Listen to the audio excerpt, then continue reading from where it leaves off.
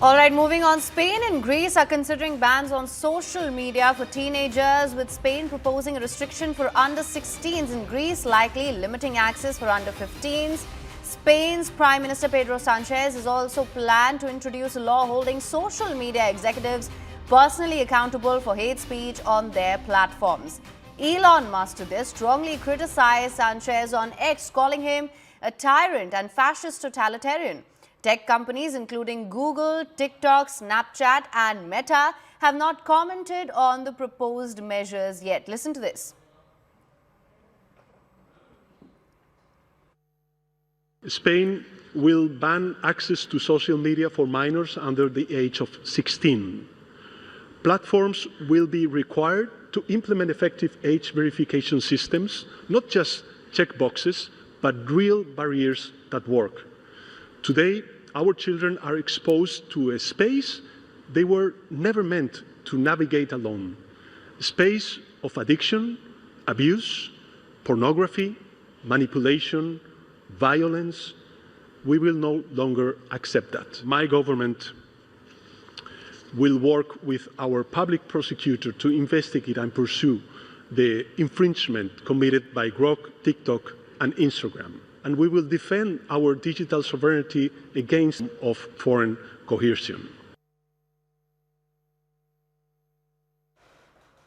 All right, now Akanksha, you're here and we've seen something like this already be implemented in Australia. We know that in India also this is a model which is being considered. Elon Musk, of course, this has drawn the ire of Elon Musk. So it's very interesting you highlight the example of Australia. In fact, Australia became the first country to impose such a ban in just December last year. Britain and France are already contemplating on it.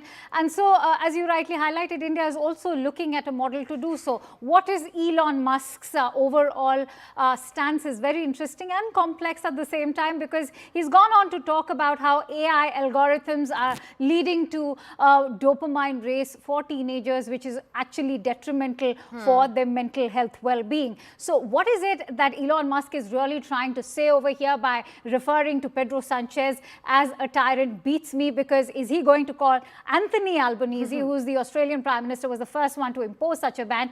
Would be interesting to see what he has to say for Albanese. But let me take that forward with Pallavi Ghosh, who's also joining us on the broadcast. So Pallavi, it's not just that Spain is going to be the only country. We're already seeing a ban being imposed. What are Elon Musk's concerns at the moment?